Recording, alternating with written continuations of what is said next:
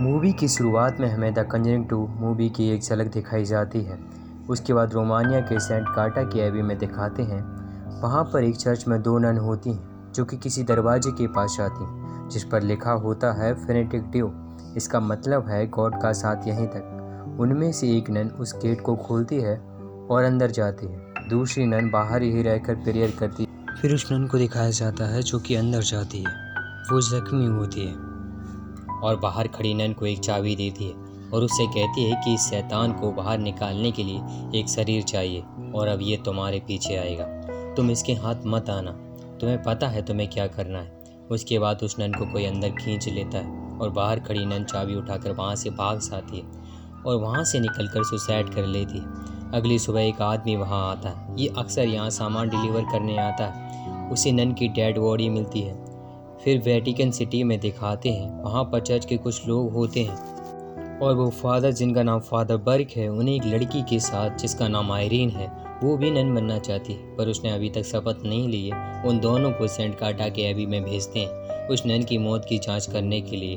वो लोग उस आदमी के पास पहुंच जाते हैं जिसे नन की डेड बॉडी मिली थी। इस आदमी का नाम फ्रेंची है। फादर उससे कहते हैं कि हमें एबी ले चलो। फ्रेंची उन्हें वहाँ ले जाता है। फादर फ्रेंची से पूछते हैं कि तुमने उस लाश को कहाँ रखा है। वो कहता है आइसबर्ग में। वो लोग वहाँ जाके देखते हैं तो उन्हें इस नन की डेड बॉडी बैठी हुई पोजीशन में मिलती है। फ्रेंची कहता है पर मैंने तो उसे लेटा के रखा था। फादर कहते हैं कि ऐसे भी कुछ केसेस हुए हैं जिसमें डेड बॉडी अलग पोजीशन में मिली हो। उन्हें उस नन से वो चाबी मिलती है जिसे स्टार्टिंग में जो नन दिखाई गई थी उसने दी थी। वो उस डेड बॉडी को कब्रिस्तान में दफना देते हैं। उसके बाद वो चर्च में जाते हैं। चर्च के बाद फ्रेंची उनसे कहता है मुझे उस नन की डेड बॉडी यहीं मिली थी। वहाँ पर सीढ़ियों पे खून होता है और वो ताज़ा होता है पर उस नन को मरे एक हफ्ता बीत गया है। वो चर्च के अंदर जाते हैं। वहाँ पर उन्हें एक लेडी मिलती है जिसके सर पर मास्क होता है। वो वहाँ पर मदर सुपीरियर है। फादर उनसे कहते हैं कि हम रोम से सिस्टर विक्टोरिया की मौत की जांच करने आए हैं। सिस्टर विक्टोरिया उस नन का नाम है जिसने सुसाइड किया था। मदर सुपीरियर उन्हें वहाँ से जाने के लिए कहती हैं और जांच करने के लिए मना करती है। फादर उनसे कहते हैं कि अगर हम वापस गए तो वो लोग और लोगों को भेजेंगे। मदर सुपीरियर उनसे कहती हैं कि अभी तो चर्च के गेट बंद होने वाले हैं इसलिए आप कल आ जाना, आपको आपके सारे सवालों के जवाब मिल जाएंगे। और वो उनसे कहती है कि चर्च के बाहर ठहरने की जगह है, आप वहाँ रह सकते हैं। वो वहाँ चले जाते हैं। फ्रेंची अपने घर के लिए निकल जाता है। जब वो जा रहा होता है तो उसे एक नन दिखती है। वो उसका पीछा करता है। फिर वो नन उसे एक पेड़ पर लटकी हुई मिलती है। वो नन फ्रेंची के ऊपर गिर जाती है। फ्रेंची बहुत डर जाता है। वो उसे हटाकर क्रॉस का साइन लेकर वहाँ से भाग जाता है। फिर फादर बर्क और आयरीन को दिखाया जाता है। आयरीन फादर से कहती है कि मुझे बचपन में डरावने सपने दिखते थे। फादर आयरीन को अपनी एक घटना के बारे में बताते हैं। वो कहते हैं कि मैं फ्रांस में प्रीस्ट था। सेकेंड वर्ल्ड वॉर के टाइम पर मुझे एक बच्चे के पास भेजा गया। उसका नाम डैनियल था। उसे भी तुम्हारी ही तरह प्रॉब्लम थी पर उस पर शैतान का वास था। शैतान को निकालते वक्त वो बुरी तरह घायल हो गया था जिससे कुछ दिन बाद उसकी मौत हो गई थी। वो कहते हैं कि मुझे लगता है मैंने उस टाइम फैसला लेने में जल्दबाजी कर दी थी। उसके बाद वो लोग सोने के लिए चले जाते हैं। जब फादर सो रहे होते हैं तभी उन्हें बाहर रेडियो पर प्रेयर की आवाज़ सुनाई देती है। वो रूम से बाहर जाते हैं। उन्हें बाहर डैनियल दिखता है। वो उसका पीछा करते करते कब्रिस्तान पहुंच जाते हैं। उन्हें वहाँ डैनियल दिखता है जिसके मुंह से सांप निकलता है और वो एक कब्र में गिर जाते हैं। फिर आयरीन को दिखाया जाता है। वो फादर को ढूंढने निकलती है। वो चर्च के एक हॉल में पहुंच जाती है। वहाँ पर उसे नन दिखती है और वहाँ पर सारी चीज़ें टूटने लगती हैं। आयरीन बाहर निकल आती है। उसे फादर फर की कब्र की घंटी सुनाई देती है। वो वहाँ जाकर फादर को उस कब्र से बाहर निकाल लेती। उन्हें उस कब्र से कुछ किताबें भी मिलती जिन्हें लेकर वो वहाँ से चले जाते। दूसरी सुबह वो चर्च में जाते हैं। फादर मदर सुपीरियर को आवाज़ लगाकर पूछते हैं क्या अब हम सिस्टर से मिल सकते हैं।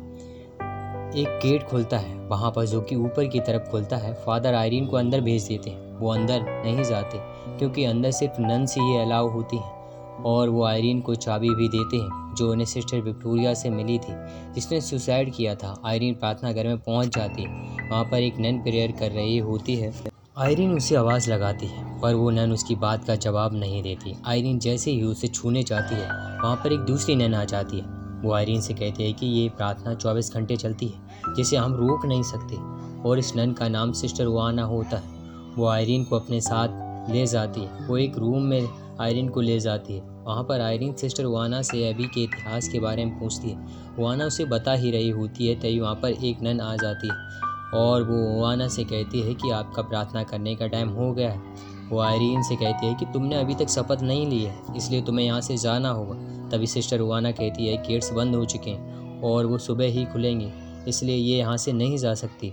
सिस्टर ओआना आयरीन को एक रूम में ले जाती है। वहाँ पर आयरीन ओआना से उस चाबी के बारे में पूछती है जो उन्हें सिस्टर विक्टोरिया से मिली थी। ओआना कहती है मुझे इसके बारे में नहीं पता और वो वहाँ से चली जाती है। इसके बाद फादर को दिखाते हैं, वो चर्च का मैप देख रहे होते हैं। तभी उन्हें मदर सुपीरियर की आवाज़ आती है। फादर उनके पास जाते हैं। फादर उनसे उस चाबी के बारे में पूछते हैं जो उन्हें सिस्टर विक्टोरिया की डेड बॉडी से मिली थी। मदर सुपीरियर कहती है अब कोई फ़ायदा नहीं फादर, सिस्टर आयरीन अब नहीं लौटेगी। इसके बाद वो कुछ नहीं कहती। फादर उनके पास जाते हैं। अचानक से वो फादर पर हमला कर देती। फादर किसी तरह खुद को छुड़ा लेते हैं। उसके बाद वो चेयर को देखते हैं जिस पर मदर सुपीरियर थी। वहाँ पर कोई नहीं होता। यहाँ आयरीन को एक डरावना सपना आता है जिससे उसकी नींद खुल जाती है। फिर वो देखती है कि उसके कमरे में एक लेडी बैठी हुई है। वो एक माला तोड़ रही होती है। फिर एक नन उसके कान में कहती है गॉड तुम्हें बचाए। इसके बाद आयरीन को सिस्टर विक्टोरिया का सुसाइड सीन दिखता है। फिर इस रूम का गेट खुलता है। उसे कोई बाहर आवाज़ देता है। वो बाहर से आती है और वो उस गेट के पास पहुंच जाती है जिस पर फेनेटिक डियो लिखा है, जिसका मतलब है गॉड का साथ यहीं तक। वो गेट खुलता है।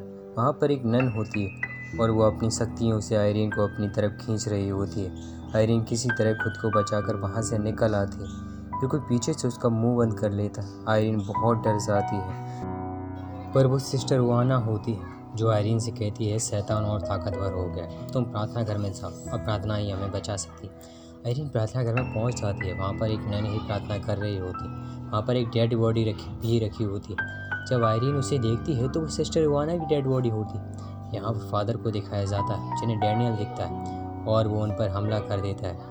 वो डैनियल से खुद को किसी तरह बचाकर वहाँ से भाग जाते हैं। वहाँ पर प्रार्थना घर में और नन्स आ जाती हैं और वो सब प्रार्थना करने लगती हैं। फिर अचानक से एक रहस्यमय शक्ति की वजह से वो नन्स दूर गिरती है। आयरीन को छोड़कर वो अभी भी प्रार्थना करती है।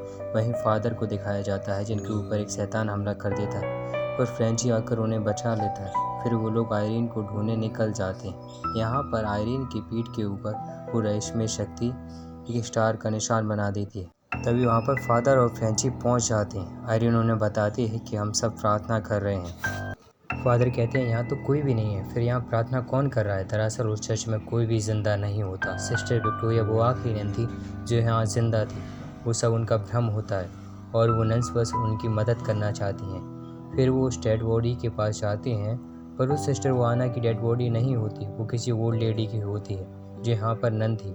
फिर वो डेड बॉडी अचानक से फादर के ऊपर हमला कर देती है। वो खुद को किसी तरह बचा लेते हैं। फिर फ्रेंची कहता है कि हमें यहाँ से चले जाना चाहिए। आयरीन कहती है कि हम ऐसे ही नहीं जा सकते, हमें प्रवेश द्वार बंद करना होगा, जिसके बारे में उसे सिस्टर ओआना बताती है। अगली सुबह आयरीन कहती है हमें प्रवेश द्वार बंद करने के लिए वो पवित्र निशान चाहिए जिसमें जीसस क्राइस्ट का खून है। और वो कहती है जाने से पहले मैं अपनी शपथ लेना चाहती हूँ। आयरीन शपथ लेती है। उसके बाद वो उस जगह ढूंढने जाते हैं जहाँ पर वो पवित्र निशान है जिसमें जीसस क्राइस्ट का खून है। उन्हें वो जगह मिल जाती है। वो उसे उसी चाबी से खोलते हैं जो उन्हें सिस्टर विक्टोरिया की डेड बॉडी से मिली थी। उन्हें वो पवित्र निशान मिल जाता है जिसे लेकर वो उसी गेट के पास जाते हैं जिसमें फेनेटिक डियो लिखा है, मतलब गॉड का साथ यहीं तक। वो लोग उसके अंदर जाते हैं। सभी लोग वो प्रवेश द्वार ढूंढने लग जाते हैं जहाँ से शैतान बाहर आया था। आयरीन एक कमरे में चली जाती है जहाँ पर वो स्टार का निशान होता है जो उसकी पीठ पर एक उस रहस्यमय शक्ति ने बनाया था। वो डर जाती है और दूसरी तरफ भागती है। वहाँ पर बहुत सारी नन्स होती हैं जिनके सर ढके हुए होते हैं। यहाँ पर फादर को भी बहुत सारी नन्स मिलती हैं। वो आग और कुछ मंत्रों की मदद से उन्हें वहीं रोक देते हैं। वहीं फ्रेंची को दिखाया जाता है जो कि उस जगह आ जाता है जहाँ आयरीन है। आयरीन उसे मिल जाती है। फ्रेंची जैसे ही उसके पास जाता है वो उस पर हमला कर देती है क्योंकि उसके अंदर शैतान का वास है। फ्रेंची जीसस क्राइस्ट के खून की मदद से आयरीन के अंदर से शैतान को निकाल देता है, लेकिन वो शैतान फ्रेंची को पकड़ लेता है। आयरीन जब उसकी मदद करने जाती है तो वो उसे पानी में फेंक देता है। दरअसल ये शैतान नन के रूप में है। फादर वहाँ आ जाते हैं लेकिन उनके ऊपर डैनियल हमला कर देता है। वो खुद को किसी तरह बचा लेते हैं। फिर वो नन पानी में से निकलती है और आयरीन को पकड़ लेती है। फादर आयरीन की मदद करने की कोशिश करते हैं, लेकिन उनको चोट लग जाती है और वो बेहोश हो जाते हैं। आयरीन जीसस क्राइस्ट के खून को अपने मुंह में भर लेती है और उसे नन के ऊपर थूक देती है, जिससे वो खत्म हो जाती है। यहाँ पर फ्रेंची को दिखाया जाता है जो आयरीन को पानी से बाहर निकालता है और वो प्रवेश द्वार बंद हो जाता है और अब ये लोग अभी से जा रहे हैं। वहीं फ्रेंची की गर्दन पर उल्टा क्रॉस का साइन होता है। फिर हमें द कंजरिंग मूवी की झलक दिखाई जाती है, जिसमें एड और लॉरेन वॉरेन एक केस के बारे में बताते हैं जिसमें फ्रेंची होता है, उसके ऊपर और उल्टे क्रॉस के निशान पाए जाते हैं। दरअसल जब फ्रेंची को उस शैतान ने अभी में पकड़ा था तो वो उसके अंदर चला गया था, इसलिए फ्रेंची के साथ ऐसा होता है और ये मूवी यहीं ख़त्म हो जाती है।